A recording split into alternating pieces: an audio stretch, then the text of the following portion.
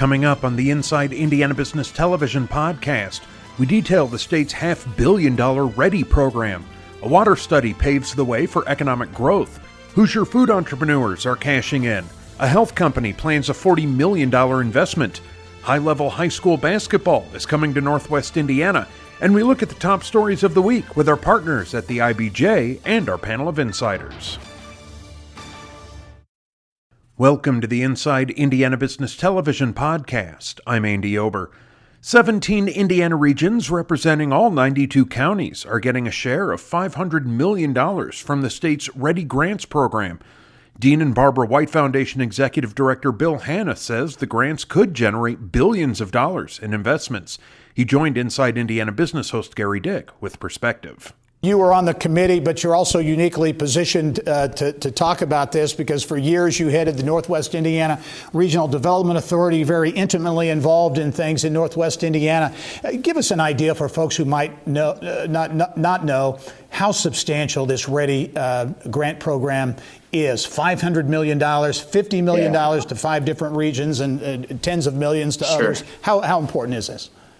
Yeah, it's extremely important. It's of strategic importance in a sense. I mean, $500 million is a lot of money, but when you put the leverage in there, it's so much more. And then you talk about collaborative efforts, and what it ends up being is you have 17 areas that have gotten together and mapped out what their strengths are, their weaknesses, how to make improvements and really market themselves. And so at the end of the day, we really have a strategic plan for economic growth for the state of Indiana that has money behind it, partners that are willing to invest in it, and there's leverage that exists. And so it becomes an implementation instead of just a plan sitting on a shelf. Yeah, well, you talk about collaboration because over the years, it's not necessarily been a strength of Indiana regions participating and collaborating together. This really changes that and changes the dynamic. So you have these regions working together and actually planning with specific plans and projects specific to their regions. Yeah, absolutely. And the partnerships represented within were in all levels, whether it was local elected officials, state and local universities, private business, and on and on and on. So to see them really get around a table together and do the hard work of grading their own projects and deciding here's where we're going to go as a region. We're going to bring this to the state and make the pitch and talk about return on investment, population growth, and improvement. Is really unprecedented in the state of Indiana and very impressive. Yeah. I want to talk about a couple regions here in central Indiana, really focused on the White River, embracing the river with outdoor activities. Really hits on that quality of life, quality of place, talent attraction piece. Yeah, it's so critical. You know, if you look around the country at very successful areas that attract, especially younger populations, professionals, and so forth, a lot of times they'll key off of natural resources. And we certainly have one right there in the center of our own state. And I think Indianapolis can compete with Austin, Nashville, and anywhere else. We have a lot of assets. We're affordable. But when you see these communities get together around the Donut County area and focus on that one asset, making improvements, I think, to try to understand what that's going to do for us is it's really priceless, and it'll take years to kind of see that unfold. And I think it's really going to position the entire state to be successful. Yeah. Now closer to home, where you're very familiar with Northwest Indiana, $50 million award for that region. Very ambitious plans focused on enhancing quality of life in the region. There's even talk of a quantum computing corridor up there. Talk about, I know a lot of excitement. I was at the event and talked to folks from Northwest Indiana. Very excited about the future. Talk about that proposal and how these projects might change things in Northwest Indiana.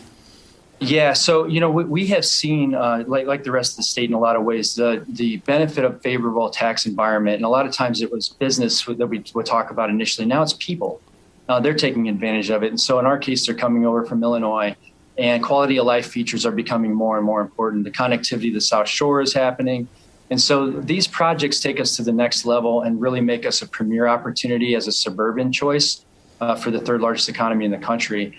And it's just an example again of when you take the low taxes, you have a strategic outlook and some finances put behind it in this collaboration, what you can actually achieve. And so we're already having many responses from real estate brokers, developers, and other things. And so it's just really exciting to see this play out. And to really be able to feel it in such a real way. Yeah, I only have about 20 seconds left, Bill, but as you were telling me off camera, this, in your view, represents the start, really. A lot of big projects, but really kind of laying the groundwork for what could be a really long-term kind of collaboration and partnership in regions around the state and doing more and additional projects.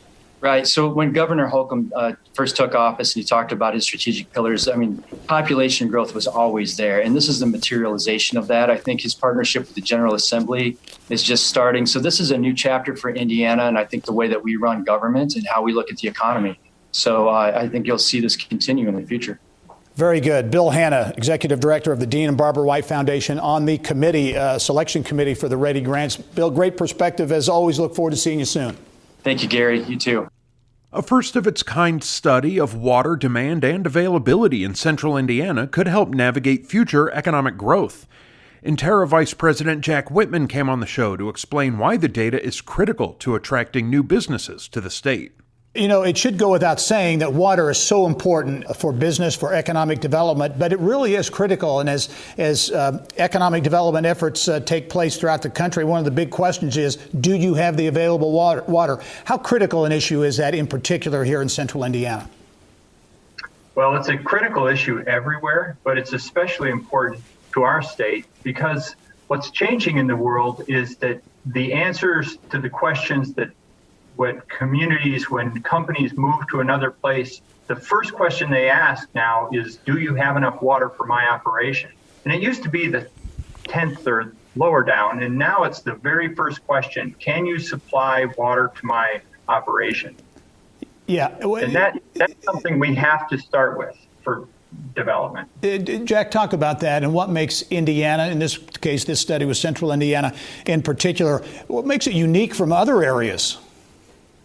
Well, what's different about our water availability in this part of the state, in this part of the country, is that we have both aquifers and rivers that are really important and reliable as sources of supply. And the way that our groundwater works is that it's much more, it's younger water, basically, than much of the groundwater that we hear about in the news every day that's out west. The water in the West is old water that infiltrated a long time ago. Once it's depleted, it's not coming back. That's not the case here in Indiana. Our water is recharged every year. The rain that we're having, and that's why we are a valuable place to locate business. Yeah, Jack, as you look at that and some of the takeaways, big takeaways from this report, is central Indiana positioned? I mean, do we have the infrastructure? That's the big thing, the infrastructure needed to get the water to where it needs to go, these growth areas? Well, what we have is we have enough water, but we will have to learn how to move that water around our regions. And every region is going to have to do this some, but central Indiana will need to get used to the idea that it's not a big deal to move water within the region. We're not talking about, hundreds of miles here. We're talking about tens of miles of pipelines that need to move water in the region.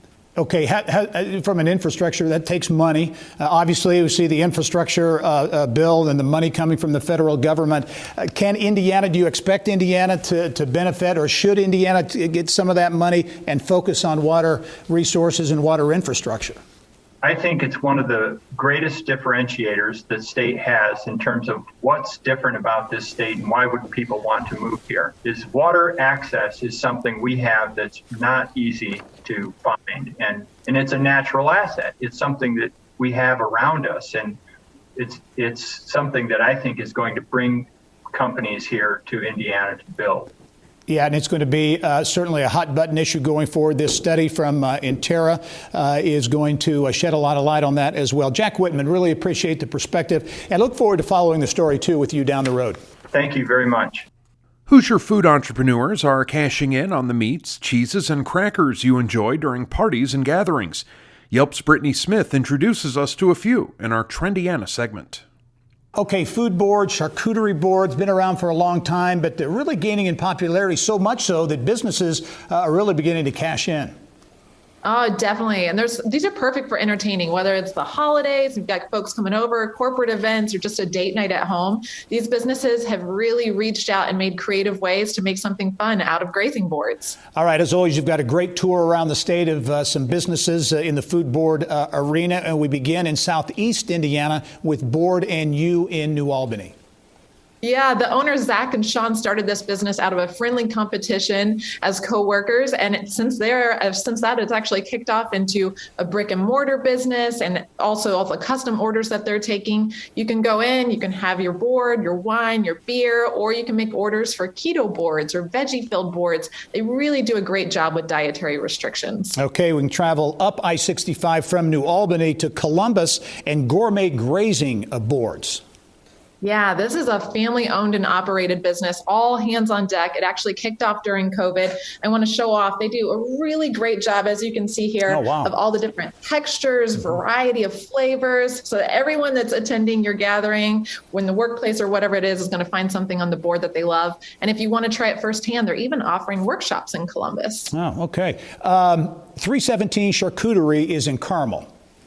Yeah, this business just opened up this month in Carmel, right there on City Center Drive, woman-owned business from a Butler alum, another brick and mortar one where you can try some craft beer, wine, boards. They even have some fun date night packages. So if you want to get something like the couple's graze box to take home or to enjoy in their space, it's good for planning ahead for your next date night. Okay, in Bloomington, there is Blooming Boards.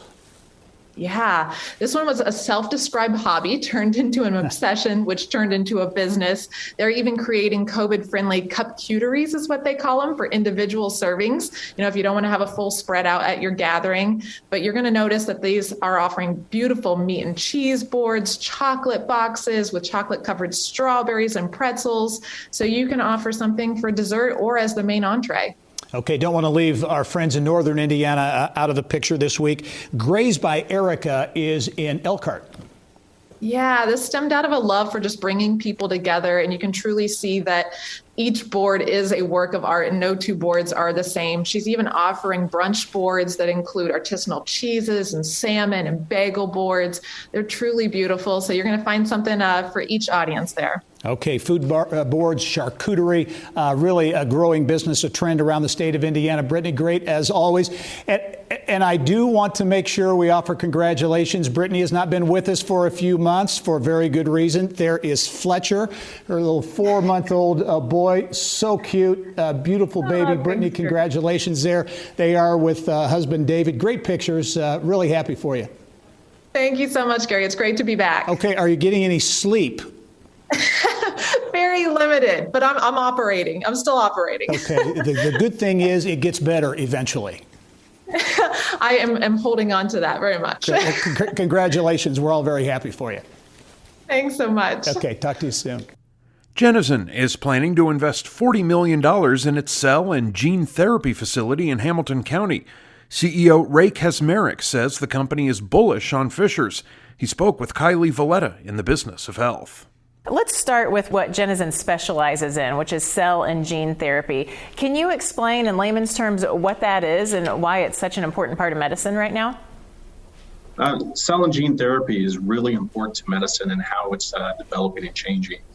The modality itself allows us to go from treating the symptoms of disease to actually curing the disease. In essence, by using a cell or gene therapy type active piece into the human body, the body itself will start to cure the rare indication of the disease that they have. Okay, and I understand Geneson has two big focuses right now, building and hiring. So let's start with building. Just days ago, you opened your new lab there in Fishers. It's part of your $40 million expansion. Tell us about that lab and what you're doing there. So basically, the new lab that we just opened up here a couple weeks ago is formally around analytical and method development for creating a viral vector. So the viral vector is just the way that we would take a gene and insert it into a cell and allow the therapy to be made. So we're basically putting the first stages of a center of excellence together. That is our analytical and development team, and we're launching a bunch of new equipment, people, processes all here in Fishers. So it's a very exciting time for the development teams. And part of that Center of Excellence, also a new high-tech manufacturing facility coming on. Explain what you'll be doing in that production area. So the production area mainly will be focused on creating clinical grade materials for early phase 1 and phase 2 clinical trials or cell or gene therapy type treatments. The key piece to this is because it is going to be more of a high technical piece, there's a lot more semi-automated to automated systems and taking things from a manual operation and putting it into something that will be more of a reactor base or scalable base. So the drug products themselves will become cheaper as they're being manufactured. I know you got a lot of construction crews busy at your office right now.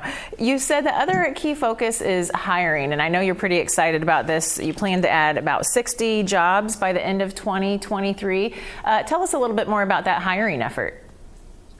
So the hiring effort is going strong. That's the easiest way we can say. When I started here, I think I was number 11. By the end of this month, we're going to be over 40 people. The reality is we have a high probability of being well over 70 to 75 people by the end of this coming year. So the key thing that we look at here, we're looking at bringing in a bunch of individuals that love the manufacturing environment for biotech. We're bringing in a lot of technical experts. Some are homegrown here, and we're looking at the colleges and universities around here to bring in the science-based individuals. So it's a great opportunity for us to really see what Indiana has to offer here and also bring in additional people to this type of environment. Only about 30 seconds left, Ray, but if you could tell us quickly how COVID impacted your business. I understand it really advanced some technology in the cell and gene therapy area. So in essence, cell and gene therapy had a very rapid start with COVID. What we were already seeing was some success prior to that, but now that we've actually seen how some of the therapies here and other life science therapies have progressed, we do see an upswell in funding, excitement in the industry itself, from an investment community as well as from a patient side of it, to see more therapies advance at a very rapid rate. The biggest change is the expectations of a clinical trial and product taking 10 years has been moved to 18 to 24 months. We see supply chain constraints because everybody's into it. But the reality is if you plan effectively and you start working with your customers early, you can head off a lot of those things. So a lot of great advances, but also a lot of great funding and a lot of interest from people and patients to start seeing how this therapy can really advance. All right. Well, Ray, congratulations on the growth. Thanks for being on the show today. Thank you for having me. Remember, you can catch Inside Indiana Business Television on stations throughout the state every weekend. Head to InsideIndianaBusiness.com to check listings. There's a new resource for Indiana teachers looking to achieve excellence in the classroom. The In-Learning Partnership is a collaborative initiative providing professional resources for educators. Five-Star Technology Solutions Vice President April Harper has more in our Eye on Education segment. This is a partnership that continues to grow and has very significant partners and has gotten bigger and bigger in a very short period of time. Give us a thumbnail description of the In-Learning Partnership and what it's all about. Great. So the In-Learning Partnership came together with these three different groups. The Indiana Learning Lab is the project that I've been working on for the past year. And that started through the generous funders. The Indianapolis e-learning fund came together with the College Football Playoff 2022 host committee. And together they were able to fund the inception of the Learning Lab.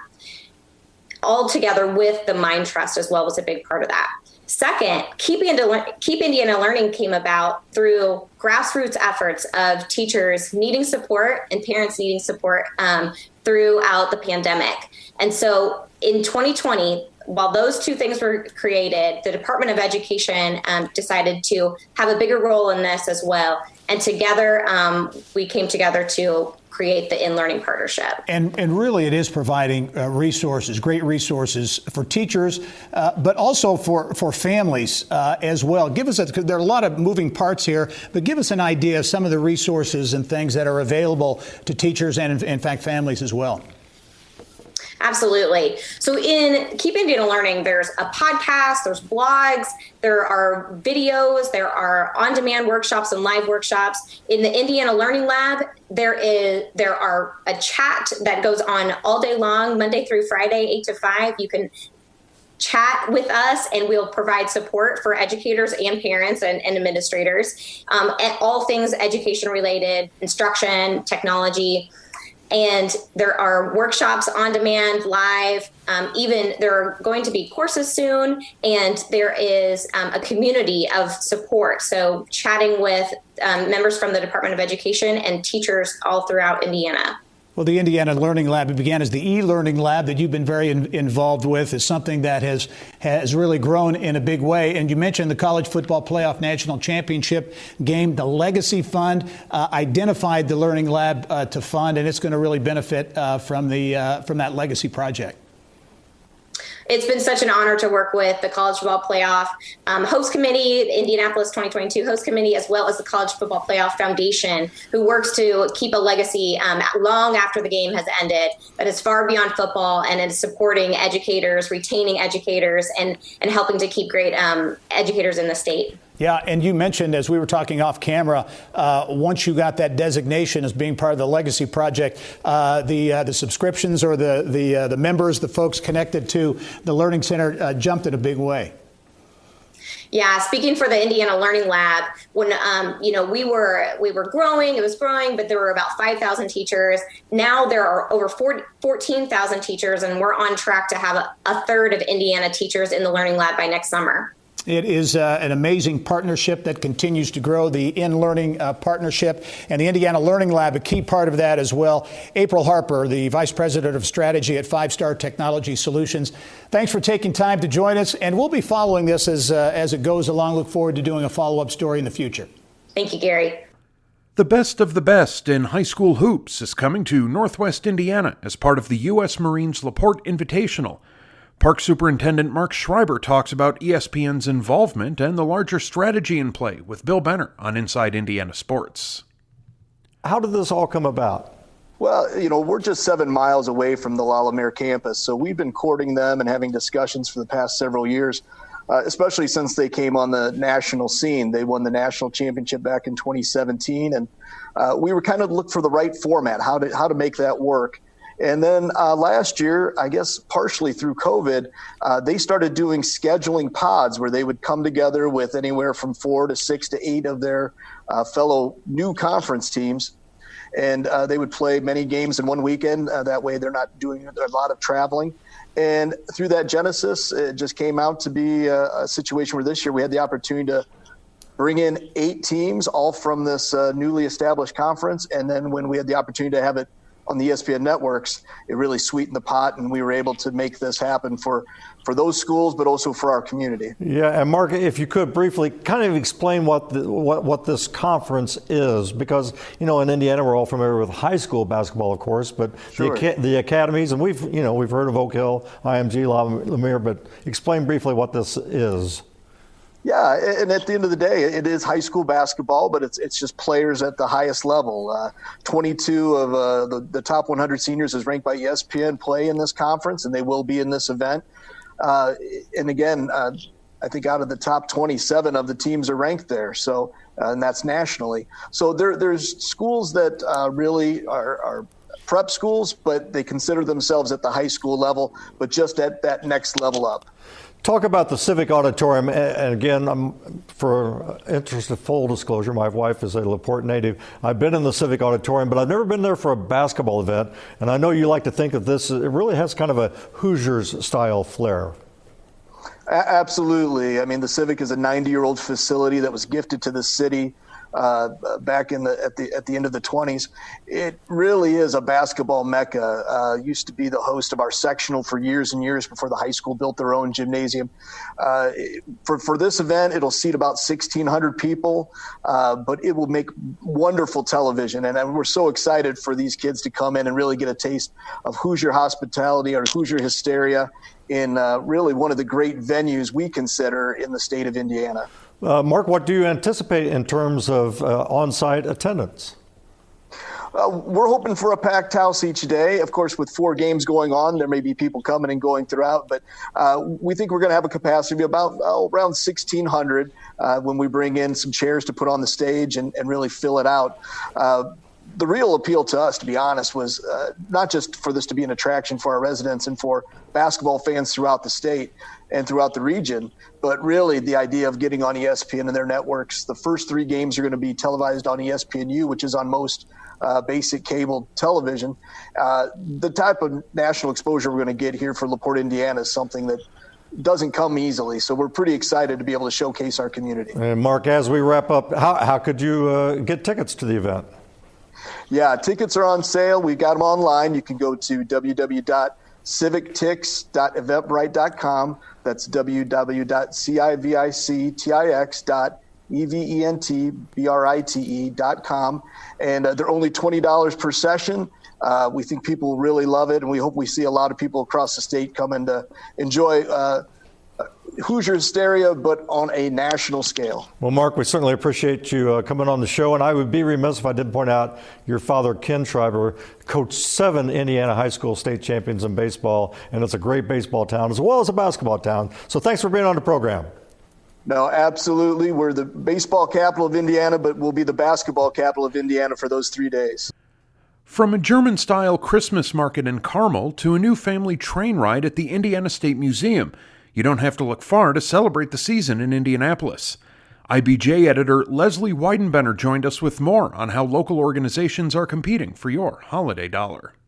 We're going to talk about the holidays, but Duke Energy, interesting story as you really look a little more in depth at Duke Energy's energy power generation plan.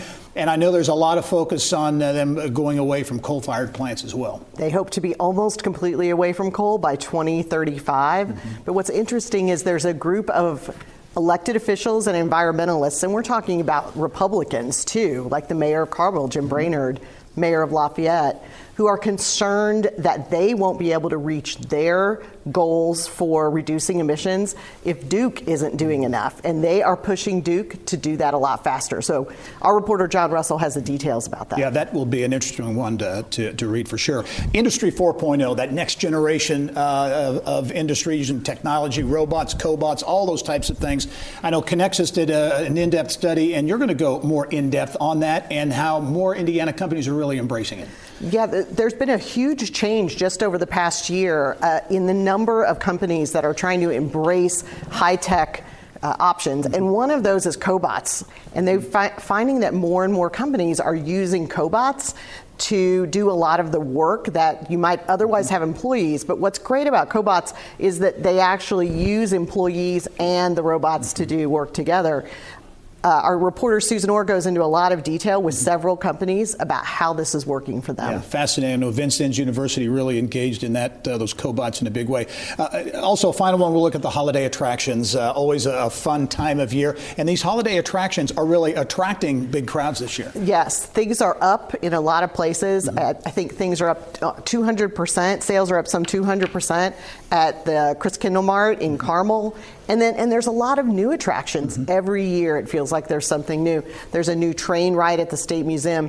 And then in addition to that, there's a light show at Ruoff Music Center. Yeah, very good. Hey, before we leave, news broke late in the week, Leslie, on a new state revenue report, which shows the state has a lot of money in the bank. Billions of dollars that they didn't know that they were going to have to spend yet in this 2-year budget. I think what you're going to see is some tension play out between the House and the Senate. I think House Republicans are really going to want to cut some taxes, spend a little bit of that money mostly to give back to Hoosiers. I think you're going to see Senate Republicans are going to be a little more conservative about that and maybe want to hold on to it. Will be interesting to watch, interesting to read in the IBJ this week, of course, and you'll see news from around Indiana, from inside Indiana business in the IBJ as well. Leslie, as always, thanks for joining us. Thanks so much for having me. All right.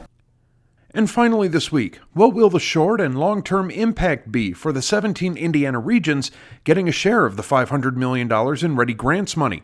Our insiders weigh in. This week's panel includes Krieg DeVault of Counsel Deborah Daniels, IndyPolitics.org publisher Abdul Hakim Shabazz, and Bose Public Affairs Group principal Roger Harvey. Really a big deal, $500 million.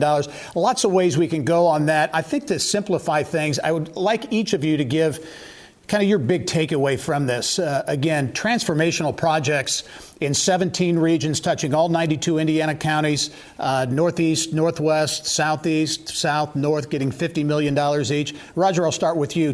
What's kind of your big takeaway when you look at this READI program?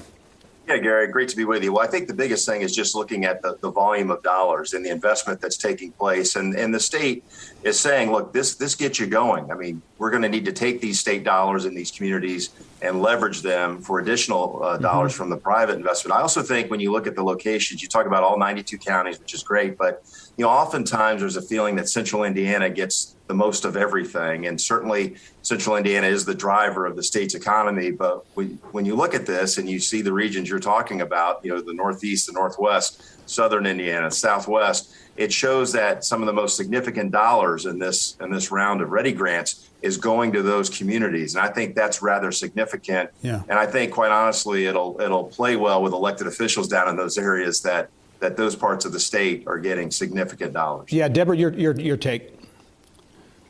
This is not only about transformational projects, but I really think it's transformational for these regions. It's changing the way they do business. It's giving them an incentive to collaborate.